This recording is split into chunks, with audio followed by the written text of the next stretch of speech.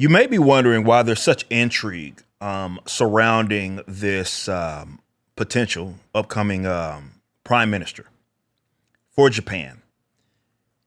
And from a more cultural perspective, I want to explain this. Japan is seen, as a almost like a last kind of ditch effort. People have, especially with like entertainment, they understand that the West is very screwed up. And this is why so many people have kind of offshored, for lack of a better term, their entertainment. They're getting this stuff coming from the East. Japan, much more homogenous country than like what America is. And they're looking to that as like kind of this last stance, though they internally, and I know the people of Japan have talked about this extensively, that have Americans that follow them. They have their own kind of social justice and cultural issues that they are currently combating as well. Censorship, all of that good stuff. They're dealing with that issue there. It's just not nearly as bad as what it is in the West. But the people in the West are following this and how Japan starts to react, because they look at it like, well, you are the, again, last stand kind of against this as a country, because a lot of these other countries in the West have fallen. And excuse me if I am mispronouncing her name, but Sanae Takachi, I believe is her name, has been elected the president of the LDP. And that absolutely, or it basically confirms that she is going to be Japan's new prime minister. Okay. Now, I did some research before the show. There are a couple of things that I want to kind of clarify, and I also want to go through as you look into this, and as more people are looking into her, trying to figure out what her political positions are. She is, though it does seem, at least on the surface, that she holds political positions that are kind of differ from the like uber feminist types. She is going to be their first female prime minister. By their standards, and this is something that I want you to understand, by their standards, they see her as more of like this really hardcore conservative. Remember, conservative in other countries do not mean the same that it does in America. Okay, it's very important that you guys understand it. You can even say that between like the difference between like a United States voting conservative versus someone in the United Kingdom. They aren't synonymous terms. Okay.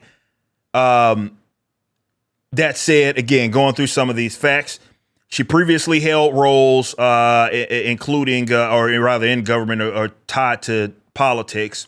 She was the minister in charge of the economic security, and she leads with a lot of that stuff as far as what she's campaigning on, as far as what her policies are going to be. Again, understand what conservatives mean is there versus here. She is talking about the government subsidizing, or rather funding, some pretty key sectors, at least to them, and increasing their investment. That's in AI, semiconductors, biotech, defense, as well as advanced materials.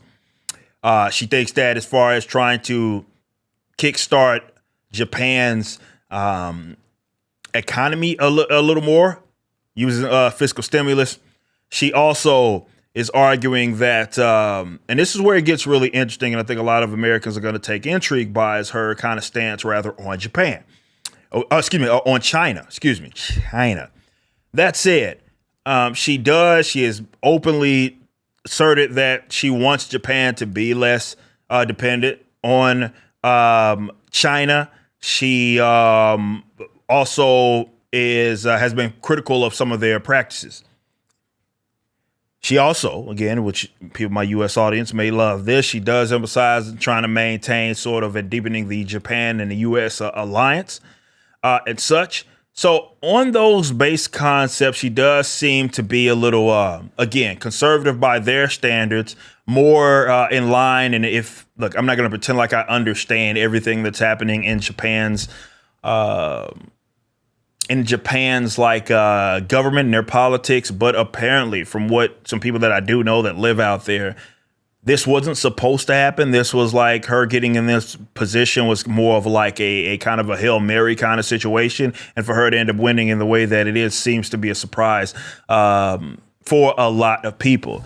And understanding where Japan is at their own cultural crossroads, it does appear that they look at this more, those that support those ideals look at that a little more positively. Though there are folks that have, again, reservations about her. Namely, apparently she has in the past talked about censorship, maybe in a way that some of the Japanese people, let's say, aren't fond of. So we will see what happens and what this means. But I hope, especially at the beginning of the segment, I could better explain, or that made a little sense as to why, look, it's Japan. Why does anybody ever care about Japan if you're kind of more zoomed out from this conversation? And again, that's why they're having their own cultural crossroads. A lot of people have become dependent on Japan, at least as far as their entertainment. They've looked at them as a metric rather of what to do, and they can go one way, the way of the West, or they can kind of try to right the ship, and we'll see what happens.